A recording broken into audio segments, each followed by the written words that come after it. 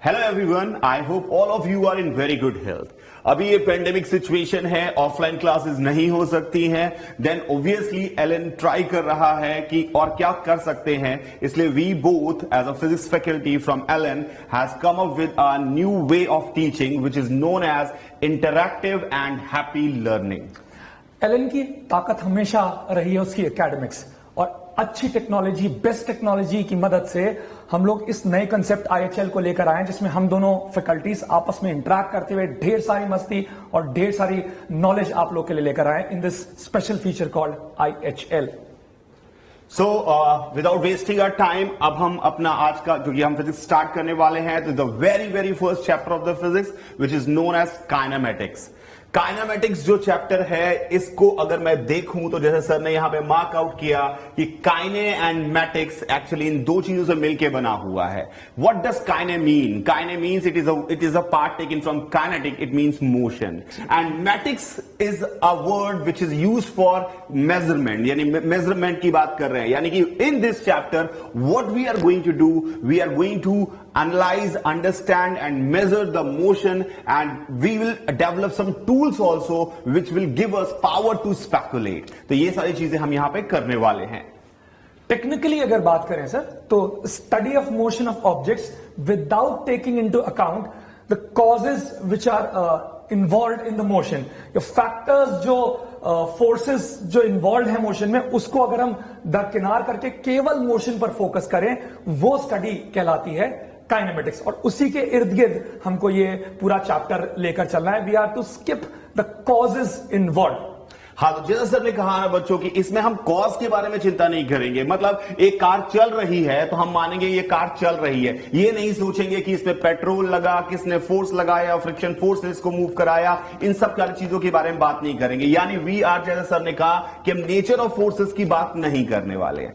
But इसका मतलब ये नहीं है कि हम, जैसे फॉर एग्जाम्पल कभी विंड चल रही हो और वो रेन को मूव करा रही हो, तो उस केस में हमें विंड का इफेक्ट लेना पड़ेगा। तो हम बोल रहे हैं कि विंड, रेन जो है इस एंगल पे इसलिए गिर रही है because of wind. Even I am using the word because, it is not the cause. Exactly, actually we are adding the effect of wind on the effect of rainfall. Exactly, clear है मेरी बात? We can consider, हम इस पे और भी detail में बात करेंगे, पर हम इफेक्ट को कंसीडर करेंगे। जैसे सर ने लिखा, effect will be added but cause will not be added. Please make it clear. यही काइनेमेटिक्स का फंडामेंटल आइडिया है, इसी के इर्द गिर्द हमारा चैप्टर एज आई सेड घूमेगा।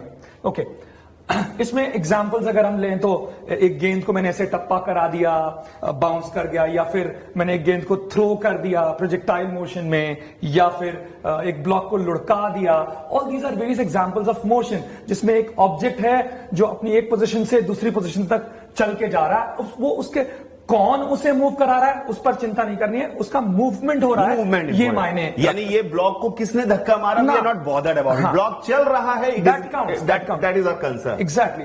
या बारिश ही हो रही है, अभी बारिश की हम बात कर रहे थे ना, तो ये रेन ड्रॉप्स वर्टिकल ग्रेविटी की मदद से ही गिर रहे हैं, नेवर माइंड। पर मेरे लिए इंपॉर्टेंट रेन ड्रॉप्स का वर्टिकल मोशन है, या विंड चल गई और ऐसा कुछ हो गया। तो जैसे मैंने अभी बोला था, ये रेन ड्रॉप तो एक्चुअली ग्रेविटी के कारण नीचे ही फॉल कर रही होगी और यहां पे तिरछी हो रही है। What is causing it move at some angle? Wind. But it is not the cause, it is the effect addition. जैसे हमने कहा था, इसमें हमने रेन के मोशन और विंड के मोशन दोनों कंबाइन करके इफेक्ट दिया है, यानी ये इफेक्ट एडिशन है। कॉज की बात बिल्कुल नहीं कर रहे हैं, प्लीज माइंड इट। अब यानी आगे के सवालों में जब भी आपके पास सवाल आए, आप ये मत सोचिएगा ये किसने किया, क्यों चला, कैसे चला। इंपॉर्टेंट है चला और उसके मोशन को एनालाइज करना है। हाँ, यही इस चैप्टर का थीम है। ओके, मोशन की थोड़ी और टेक्निकल डेफिनेशन पर चलते हैं सर, हाँ। है ना। If a body changes its position with time, it is said to be moving, else it is at rest. अगर कोई बॉडी चल रही है या रुकी हुई है, उसकी पोजीशन के और समय के साथ परिवर्तन को ही शायद हम लोग गति, मोशन बोलेंगे। और अगर ऐसा मुझे नहीं दिखा तो मैं शायद रेस्ट पर बोलूं। Is it so?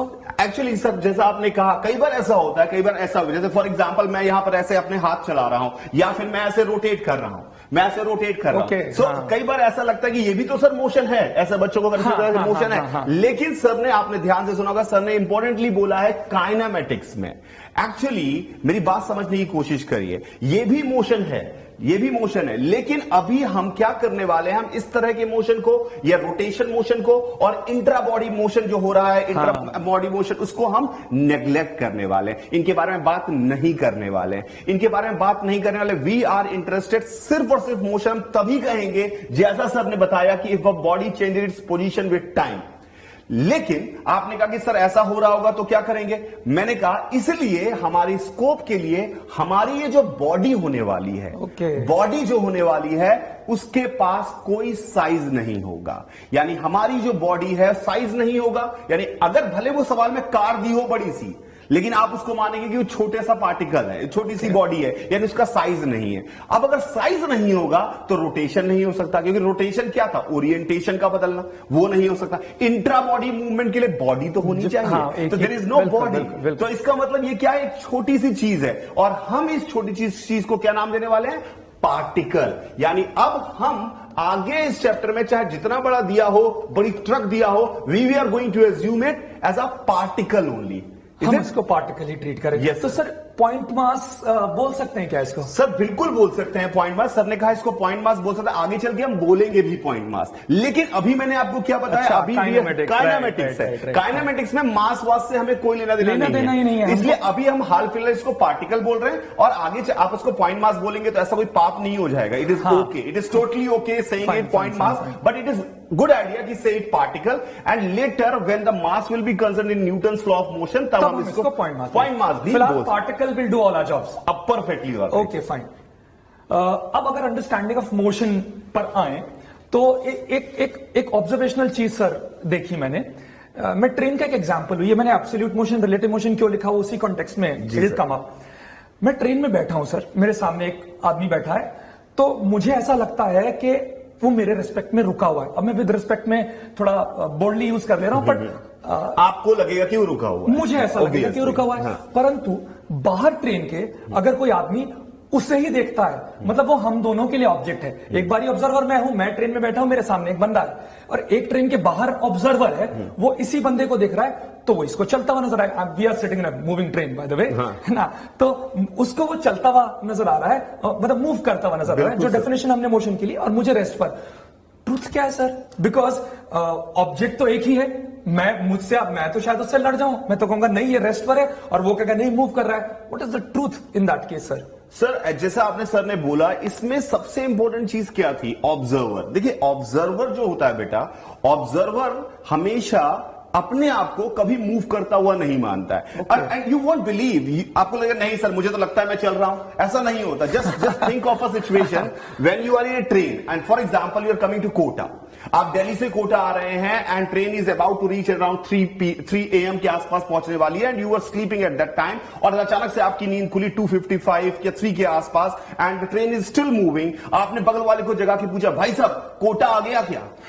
भाई साहब आपने क्या पूछा, भाई साहब कोटा आ गया क्या? क्या आप कुछ और पूछते, यही पूछते ना, भाई साहब कोटा आ गया क्या? एक्चुअली बेटा कोटा तो नहीं आ रहा था ना, मुझे पता कि कोटा नहीं, तुम्हारी ट्रेन आ रही थी। लेकिन हमारा दिमाग जो है वो ये समझता है कि ऑब्जर्वर, हम ये सोचते हैं कि ऑब्जर्वर कभी नहीं चलता। मुद्दा इंपॉर्टेंट ये कि ऑब्जर्वर को हमेशा लगता है चीजें चल रही होती हैं, उसको वो हमेशा रेस्ट पर होता है। मेरी बात समझ नहीं, मैं इसमें जोड़ूंगा सर, सही कह रहे हैं आप, क्योंकि मैं अगर आप जो मुझे बोल रहे हैं मैं इसको इमेजिन करता हूं तो मुझे ऐसा ही लगेगा जैसा आप बोल रहे हैं। मैं बैठा हूं और मुझे लग रहा होगा कि कोटा आ रहा है, कोटा आ रहा है, मुझे वो बोर्ड जो कोटा का लिखा हो मेरी तरफ आता हुआ नजर आए। और सिमिलरली अगर आपका कोई दोस्त आपको कोटा लेने आया होगा, कोटा लेने आया, वो कहेगा अरे ट्रेन आ रही है। एग्जैक्टली, दोनों सेम सिचुएशन की बात कर रहे हैं। One guy at the station was telling me platform कि train is coming, and other is saying that Kota is coming. तो इसका मतलब क्या है, यहां पर कोई भी मोशन एक्चुअली क्लियर कट नहीं बता सकता बिना ऑब्जर्वर के। यानी observer is very much important, यानी everything is relative to observer, everything is relative to observer. इसका मतलब है कि एब्सोल्यूट, जो इंग्लिश का वर्ड है एब्सोल्यूट, यानी सबके लिए एक जैसा, वो कुछ भी नहीं होता। यानी हर चीज ऑब्जर्वर पर ही डिपेंड करेगी, याद रखिएगा। यानी this is absolutely right to cross this line कि there is nothing called absolute rest और मोशन। मतलब अब मेरे को क्लैरिटी है, घूम फिरकर इस चैप्टर में भी और आगे मेरे ख्याल से पूरी फिजिक्स में this becomes a very important. This is the most important thing. Fine fine fine. So relative motion is what counts. और हमेशा, या सर जैसे मैं अगर सुबह उठूं और मैं कहूं कि मुझे सूरज चलता हुआ दिखा अर्थ के रिस्पेक्ट में, तो मैं शायद गलत नहीं हूं। बिल्कुल गलत नहीं, क्योंकि आपने अपने हिसाब से जो आपने देखा वही तो आप बताएंगे। And therefore observer dependent answers रहेंगे, एंड देयरफॉर आप कह रहे हैं कि रिलेटिव से ही हमेशा चीजों को आगे बढ़ाएं। बिल्कुल फेयर इनफ। एंड देयरफॉर ये मंत्र हो गया, ये दिस इज द मूल मंत्र। रेस्ट एंड मोशन रिलेटिव होते relative। हैं। ओके, आगे बढ़ते हैं सर। यस। तो सर अब फ्रेम ऑफ रेफरेंस शब्द पर आते हैं, क्योंकि हमने ऑब्जर्वर और ये क्वेश्चन उठा दिया है, तो इसको साइंटिफिकली पुट अप करने के लिए मेरे पास कोई टेक्निकल एस्पेक्ट होना चाहिए जिससे मैं ऑब्जर्वर या ऐसी चीजों के पंगे खत्म कर सकूं। तो एक technical word frame of reference है, which is defined as it's a system of coordinate axes attached to an observer having a clock with him. Animation आप देख सकते हैं। With respect to which the observer can describe position, displacement, velocity, acceleration, etc. of the moving object. मतलब एक coordinate system, उसमें एक observer और घड़ी, ये पूरे सेट को हम लोग frame of reference कहते हैं। शायद यही फ्रेम ऑफ रेफरेंस हो। बिल्कुल सर, बिल्कुल सर। अगर मैं इसको थोड़ा सिंपल शब्दों में बोलने की कोशिश करूं तो आप एक बात समझने की कोशिश करिए। रेस्ट एंड मोशन का पता अगर सेंस की बात की जाए तो वो होता है चेंज ऑफ पोजीशन से, जो सर ने बोला था change of position is the position is the, तो यानी position is very much important and it is also important when is that position. Why? For example, if somebody, I'm here right now at some time, and somebody asked at the door that where I can get this, sir. मेरी बात कब मेरे से कम मिल सकता है, तो मेरे से मिल सकता, किसी ने बताया कि तुम भाई एक्स में इतना चलो, वाई में इतना चलो, जेड में इतना चलो, मिल जाएंगे। मैं वो यहां पर रात के 3 बजे आ गया, उसने देखा कि यार यहां पर तो सर मिल नहीं रहे, यानी एक्स वाई जेड में चलने के बाद भी नहीं मिल पा रहे हैं। इसका मतलब है 4 चीजें उसके हिसाब से रेफरेंस डिफाइन होना चाहिए उस ऑब्जर्वर के लिए, 4 फिक्स चीजें होनी चाहिए। As we live in 3 dimensional world, to determine the space position x y z and another thing is time, यानी एक ऐसा ऑब्जर्वर जिसके पास 4 चीजें मेजर करने का तरीका हो, X, Y, Z and time. That's why ऐसे observer with these 4 parameter is called frame of reference. इसलिए सर ने ये बनाया है X, Y, Z और ये घड़ी इसके हाथ में है. He's very happy right now. I don't know why, but he is very happy to show you what is the frame of reference. Concept समझ गया. Concept समझ गया. तो I hope you will be happy like this because you understand frame of reference needs 4 parameters X, Y, Z and time. On a serious note, शायद sir ये ब्रह्मास्त्र ही है physics का, क्योंकि आगे क्या इतिहास और आइंस्टीन की कहानी हम लोग कहेंगे नहीं, हाँ। पर कहीं ना कहीं इसी का कुछ बढ़िया वर्जन था जब थ्योरी ऑफ रिलेटिविटी वगैरह की चीजें आएंगी। May be in due course of time, हम कभी वक्त मिलेगा तो सर उस पर भी चर्चा करेंगे, बट ये ब्रह्मास्त्र ही है। बिल्कुल सर, बिल्कुल, बिकॉज ये frame of reference is the soul of physics actually. Yes, frame of reference the soul of physics. Exactly. Yes. अच्छा हाँ सर, ये इस स्टेटमेंट से मुझे ध्यान आया सर, कई बार क्या है न्यूमेरिकल्स में मैंने देखा, अभी हमने यही डिस्कशन करा कि ऑब्जर्वर कहां है, किस समय है, ये सब जानना जरूरी है, पर कई बार मैंने देखा सवाल में उन्होंने बताया ही नहीं कि कहां से देखा गया, सवाल बॉल कहां से फेंकी गई। एक्चुअली मेजॉरिटी ऑफ सवाल में ऐसा हो जाता है कि वो नहीं बताते हैं कि कहां से देखा तो गया। क्या मैंने ऐसी स्थिति में observe, this is my personal observation, कि मैंने देखा उन सवालों में, चूंकि वी आर अर्थली बीइंग्स, उसमें हम डिफॉल्ट फ्रेम अर्थ को ले लें, क्योंकि हमारी ज्यादातर ऑब्जर्वेशंस अर्थ से हो रही हैं। बिल्कुल sir, is it a fair idea? Is it a fair? बिल्कुल सर। अब ऑब्वियसली फॉर एग्जांपल कोई भी चीज जो है वो अगर आपको पता है कि हमेशा हर आदमी इसी चीज की बात कर रहा है, यही आदमी बात कर रहा है, तो बार बार उसको बताने की जरूरत थोड़ी है, बार बार बताने की जरूरत नहीं है। उसको पहले से समझ में आ गया कि भैया मैं अपनी बारे में बात कर रहे हैं, we are talking physics for the human being which are earthly, sir ने जैसे बोला, तो हम अर्थ पे रहने वाले हैं, तो हमें अगर रेफरेंस फ्रेम नहीं दिया गया होगा तो डिफॉल्ट में हम मानेंगे कि वो फ्रेम अर्थ से एसोसिएटेड है। मतलब वहीं से हम डिफॉल्ट, मोबाइल में डिफॉल्ट सेटिंग होती है ना, जब कुछ नहीं दिया हो तो एक पर्टिकुलर सेटिंग्स पर होता है, तो भैया हमारे लिए फिजिक्स में ये डिफॉल्ट सेटिंग है, हमको सवाल में कुछ नहीं दिया होगा तो अर्थ, उसको ग्राउंड फ्रेम भी बोलते हैं अक्सर, इसको हम अर्थ को अपना स्टैंडर्ड फ्रेम ऑफ रेफरेंस मानकर यहीं से सारी ऑब्जर्वेशन लेंगे। अगर सवाल में अलग से फ्रेम ऑफ रेफरेंस दिया है तो उतनी लंबी चौड़ी चर्चा हमने उसी बात पर ही की थी।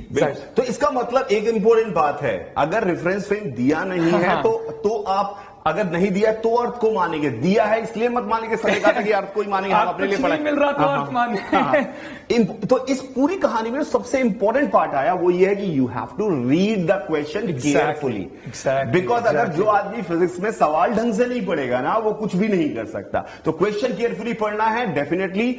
अगर उसमें नहीं दिया है, जैसा सर ने बताया, उसको ग्राउंड फ्रेम मानना है। अगर दिया है तो ऑब्वियसली उसी ऑब्जर्वर के लिए सॉल्व करना। कूल। आगे बढ़े तो टाइप्स ऑफ मोशन की बात कर ले, on the basis of path the moving object follows, कि किस किस कैसे पाथ का स्ट्रक्चर क्या है कहूं तो, उसके आधार पर अगर मैं क्लासिफाई करना चाहूं सर मोशन को, तो 1D 2D 3D very common terms, पांचवी छठी से ये शब्द सुनना शुरू कर देते हैं हम लोग। पर थोड़ा इसको जो हम एक बार हम वर्ड यूज कर रहे हैं, टेक्निकली इसको समझे कि 1D 2D 3D, और इसमें सब कुछ मिथ्स भी कैरी हो जाती है। Will try to bust that. Okay, तो 1D का एकदम सरल परिभाषा, the motion which is along a straight line is called a 1D motion. Well, ये गेंद एक्स एक्सिस के अलोंग चला, so the motion is along a straight line, yes this is a 1D motion. या ये गेंद ऐसे चला, मेरी परिभाषा से तो the motion is along a straight line, यानी ये 1D मोशन है। बिल्कुल। एक बात बेटा, जैसे सर ने कहा था कुछ मिथ होते हैं, तो I really want to take care of this myth here, because इसमें कई बार क्या होता है कि कोऑर्डिनेट एक्सिस हम ऑलरेडी डिफाइन कर लेते हैं, उसके बाद हम मोशन को ऑब्जर्व करने की कोशिश करते हैं on the basis of दोट coordinate axis, because जो हमारे फ्रेम ऑफ रेफरेंस के साथ एसोसिएटेड थी। तो जैसे हमने इसमें एक्स मान लिया, इसमें वाई मान लिया, और उसके बाद हमने इस बॉल का मोशन चेक किया, तो अगर कई बार हम बिना दिमाग लगाए सॉल्व करते हैं, तो व्हाट वी ऑब्जर्व कि इसमें एक्स भी चेंज हो रहा है, एक्स भी चेंज हो रहा है, और वाई भी चेंज हो रहा है। वी स्टार्ट थिंकिंग कि एक्स भी चेंज हो रहा है, वाई भी चेंज हो रहा है, दो कोऑर्डिनेट चेंज हो रहे हैं, इसका मतलब ये 2D मोशन है। तो प्लीज मेक इट क्लियर, इससे सिंपलेस्ट और क्रिस्टल क्लियर परिभाषा कुछ नहीं हो सकती। The motion which is along a straight line, if you find that even it is moving in according to your coordinate axis, it is not moving along the coordinate axis, but still it is moving on a straight line, then obviously its motion is straight line motion, 1D motion. एक और बात, हम इसकी complicated परिभाषाएं भी बना सकते हैं 1D की, कि हम कहते हैं कि भैया वेलोसिटी और जो डिस्प्लेसमेंट है वो या एक्सेलरेशन है, उनकी डायरेक्शन सेम हो रही हो। ये भी बढ़िया सा लगने लगेगा, बहुत बड़ी बड़ी बातें कर रहे हैं, लेकिन इससे क्रिस्टल क्लियर परिभाषा कुछ नहीं है। 1D का मतलब स्ट्रेट लाइन में चल रहा हो, एज सिंपल एज दैट। वो स्ट्रेट लाइन कोई भी हो सकती है। Not only this, if the particle has a changing value of x, y and z, तीनों चेंज हो रहे हो तो तभी वो चल सकता है 1 डायमेंशन में, बिकॉज हमने इसको x मान लिया, इसको y मान लिया, इसको z मान लिया, और पार्टिकल यूं चल रहा है, तो उसका x भी चेंज हो रहा है, y भी चेंज हो रहा है, z भी चेंज हो रहा है। तो सर ये तो लेंथ ब्रेड्थ हाइट तीनों, लेकिन उस तरह नहीं देखना है इसको। बिल्कुल। तो इसका मतलब है x, y, z चेंज होना इंपॉर्टेंट नहीं है, क्योंकि वो आपने प्री डिफाइंड होते हैं। आपने मान लिया x इधर है, y इधर है, उसको स्ट्रेट लाइन में चलेगा, तभी उसको 1D मोशन कहेंगे। I hope it is clear to you guys. Okay, फिर 2D मोशन, उसी तरह का एक सिंपल डेफिनेशन इसका रहा, the motion which can be captured on a plane but not on a straight line. Plane में वो मोशन आ जाए, पर वो उस प्लेन में उसकी मोशन स्ट्रेट लाइन ना हो। जैसे ये प्रोजेक्टाइल मोशन, पत्थर फेंकने वाला एग्जांपल पहले भी लिया था मैंने, या स्पाइरल मोशन कह दूं आपको, एक ही पोजीशन, एक ही प्लेन में ऐसे घूम रहा है, या हाँ सर, बिल्कुल सही बात, ये जो सर ने बनाया, whatever this guy pen is doing, बिल्कुल सही। ये जरूरी नहीं है कि सुंदर सुंदर मोशन होंगे तो ही 2D मोशन होगा। This is also 2D motion, क्योंकि आपने ऑब्जर्व किया पूरे टाइम सर का पेन एक पर्टिकुलर प्लेन में मूव कर रहा था, और जैसा भी पाथ सर ने बनाया, it again goes by the definition, the motion which can be captured on a plane but not on a straight line. Not on a straight line, मतलब if I draw a line, this is also on plane, but it is not a 2D motion. It is 1D. Exactly. Right. क्योंकि वो फिर वो straight line वाली logic में चला गया। So ये छोटा सा क्लॉज बड़ा इंपॉर्टेंट है, बहुत इंपॉर्टेंट है सर ये, but not on a straight line, which can be captured on a, अब गायब हो गया मैंने काफी काट दिया, but it is captured on a plane but not on a straight line. Cool. 3D, इसका भी फिर अगला version, the motion which can not be captured even on a plane, यानी एज द पार्टिकल मूव्स, अगर उसका motion आप एक plane में कैप्चर नहीं कर पा रहे तो 3D। Very very very common example is ये हेलिकल मोशन, आपकी किताबों में जो बाइंडिंग होती है, उसको तो sir spiral binding, that's another mythbusters we were talking of. आपकी बुक्स में जो बाइंडिंग रहती है, उसको हम लोग दुकानदार के पास जाके बोलते हैं स्पाइरल बाइंडिंग कर दो। बाय द वे, वो हेलिकल बाइंडिंग होती है, लेकिन एक और सजेशन, दुकान पे जाकर ऐसा न करें, ज्यादा हीरो बनने की जरूरत नहीं है। एग्जैक्टली पर वो गलती ध्यान रखें, आपकी कॉपी में जो बाइंडिंग होती है that's a helical binding, for whatever reasons we call it spiral binding. खैर सर, इसमें भी वो XYZ वाली बात लॉजिकल हो गई क्या? बिल्कुल सर, अगर इस XYZ यहां पर देखिए, अगर देखे जाए, क्योंकि मैं कैसे कंफ्यूज हुआ सर, हाँ। क्योंकि यहां पर XYZ तीनों, फिर मैं वही वाला मिथ लेकर चलूं कि अरे अच्छा X भी चेंज हो रहा, Y भी Z, इसलिए 3D है क्या ये? नहीं, इसलिए 3D नहीं है। अगर इसके मोशन को प्लेन पे कैप्चर नहीं किया जा सकता, इसलिए 3D है। ओके। XYZ से प्लीज इस बात को ध्यान रखिएगा, XYZ का बदलना does not guarantee it is 3D। For example, अगर कोई पार्टिकल जो है वो स्ट्रेट लाइन में चल रहा है, जैसे अभी पहले एग्जाम्पल दिया था कि ये हाँ। इधर ऐसे चल रहा है, तो उसका XYZ तीनों बदल रहा है, बट वो स्ट्रेट लाइन नहीं है। हाँ, वो स्ट्रेट लाइन है, वो 3D नहीं है। 3D है, 1D वाला मोशन, 1D वाला मोशन था। ओके, मोशन में जो पैरामीटर्स हम पढ़ेंगे सर, हाँ। अभी हम जो यहां पर पूरा का पूरा हमारा, अब मैंने आपको क्या बताया कि हमें सिर्फ इफेक्ट्स पढ़ने हैं। What does effect mean?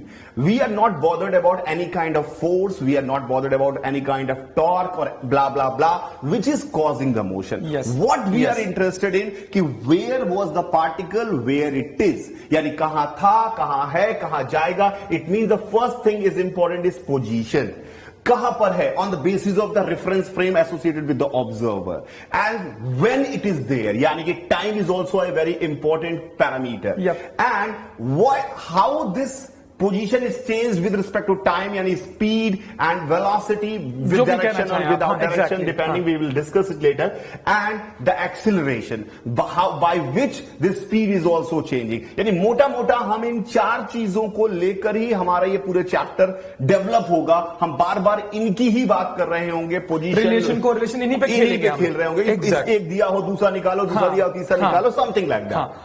उस मैथमेटिकल जंपलिंग का खेल है वैसे अगर देखा जाए तो। It's pure mathematics, believe me sir. Kinematics is not a difficult topic at all, it's exaggerated कि मतलब, क्योंकि सवाल कई सारे बन सकते हैं, प्रोफाइल बहुत सारे, कोई गेंद फेंक रहा होगा तो कोई पत्थर फेंक रहा होगा। अब ये इसको कोई कहे कि दो सवाल है, नहीं, थीम हमेशा जो हमने शुरुआत करी थी, और ये जो सर ने अभी बोला, पोजीशन, टाइम, स्पीड, एक्सेलरेशन, इन्हीं में आपस में विल कीप प्लेइंग, कभी इससे खेलना कभी उससे खेलना, इनकी कोरिलेशंस ही स्टडी करनी है। तो इस पूरे चैप्टर में बेटा हमें अगर इनका आपस में कन्वर्जन और अंडरस्टैंडिंग और डेफिनेशन हो गया, बिल्कुल सही बात, तो nobody can make a question which cannot be solved. Yeah, it may be mathematically difficult.